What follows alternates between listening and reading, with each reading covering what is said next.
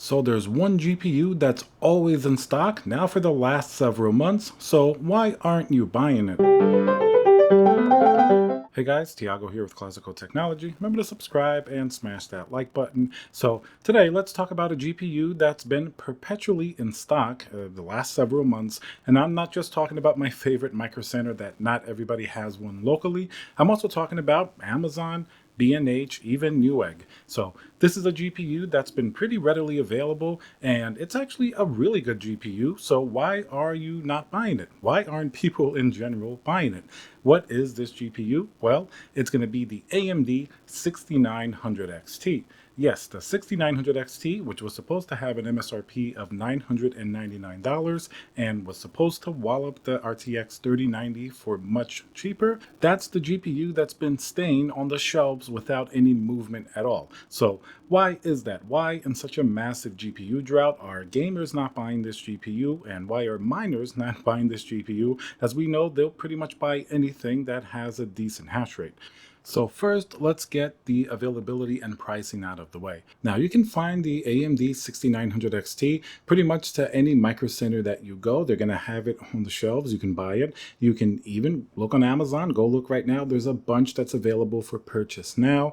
And of course, you can look at B&H. They also have them available, as well as various other retailers. Even if you check on eBay, the prices are going to be pretty similar. Now, the prices that you are finding in the store like Micro Center or Amazon, believe it or not, for the most part, these are actually the MSRP prices. Now, the AMD reference 6900 XT was initially released with the MSRP of $999, but unless you were lucky to get that directly from AMD early on or whenever they have their restocking, you're definitely not going to find it for that price. Generally, the third-party AIB models have really raised the price of the 6900 XT a considerable level, where it pretty much is priced more or less like the RTX 3090. So we're going to talk about performance versus the 3090 in this video as well. But basically, just be aware that the pricing certainly is fairly high compared to the initial MSRP bump. Now, if we had this GPU at $999, I'm pretty sure they would not be on the shelves. People would snap them up and buy them a lot faster than they are now. In fact, when I go to my local store, I've seen the same 6900 XT GPUs sit there on the shelves without being sold at all. So why is this happening? And that's really going to come down to the price. We're not even talking about the actual GPU yet. If people prefer Nvidia versus AMD, what type of performance we're able to get out of a GPU like this. First is that availability where we see it out there, and then now is the price. So 6900 XT, we've seen them for as high as $2,600 to $2,700 for the very specialized models, like the ones that are either water-cooled or come with an AIO, which is already very, very high.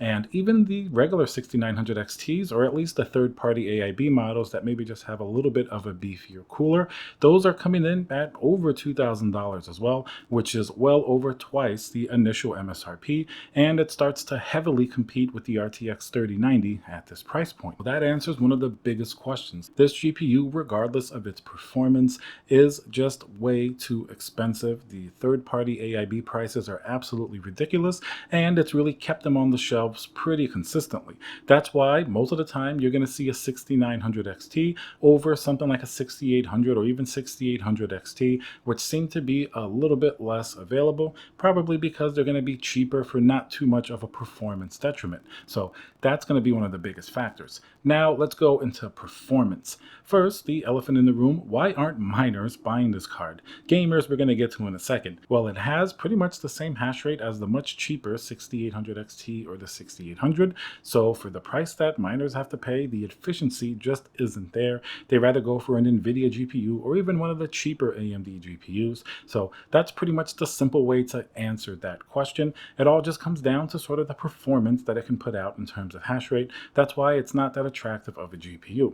But the biggest question here is, why aren't gamers buying it as much as they would with other GPUs? A lot of people are still buying the very expensive RTX 3090, and that's where the difference between Nvidia and AMD will sort of come into play a lot more. Now, Nvidia has traditionally, over the last few years, had the premium products, so if somebody has the choice of paying $2,000 for a 3090 or the same price for a 6900 XT, I would guess that most of the time they're going to go for that 3090. 3090, not only is it more or less going to be faster in many cases, it also is going to have better ray tracing, it's going to have better NVENC encoders, and of course, if people do want to use it for mining or at least resell it to a miner later on, it's going to have probably around twice the hash rate of a 6900 XT for a very similar price. So as you can see, for a close price, people are definitely going to go for the 3090. It's just way more packed in there. Regardless of your preference for Nvidia or AMD, you just have a tremendous amount more actually going into objectively into the Nvidia GPU versus the AMD GPU. The biggest differentiating factor here would be if they had a more substantial price difference, but as they really don't, and they're really encroaching upon the same MSRP and secondhand market pricing, that's why you see 3090 still sell pretty regularly, while people just are not buying the 6900 XT. Now, if it comes down to a gaming specific sort of use case for this GPU, of course, the 6900 XT in many cases will outperform the 3080 Ti. Some games it's going to trade blows and even beat the RTX 3090. But as we know, in ray tracing and even other areas where Nvidia has an advantage like DLSS, AMD certainly is having similar technologies, but at this time, they don't compete directly with Nvidia on the same level, especially not at the 3090 level, even though they definitely have been improving with FSR and different technologies like that. So in terms of gaming, that's why the Nvidia GPUs are still chosen by gamers for the most part, even though the 6900 XT has great performance.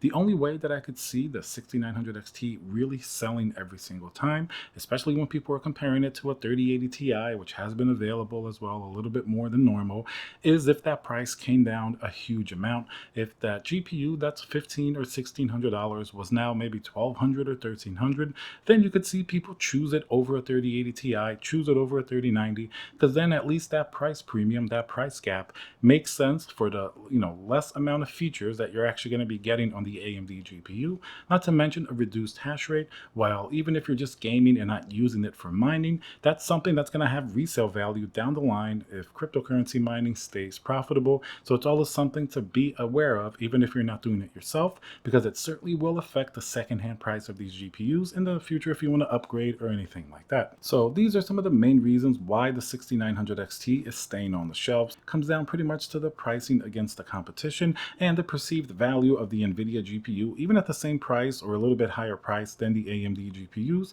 with the feature set that Nvidia will usually have. So we definitely have to see these prices come down, or else the 6900 XT really is not going to be moving at all from these shelves, even in a pretty bad GPU drought. So that sort of proves that you can't just put any GPU up at whatever MSRP that you want and hope that people will buy anything, because there certainly is a limit. And I think the 6900 XT is a great example of this type of business practice. It's a great GPU in its own right. It's just unfortunately priced a little bit too high versus what's out in the market right now, even in a very saturated, very high price market. It certainly is not priced correctly at all. So I hope to see these come down, and that way more gamers can actually get their hands on these GPUs that really do perform well when you separate it from the price.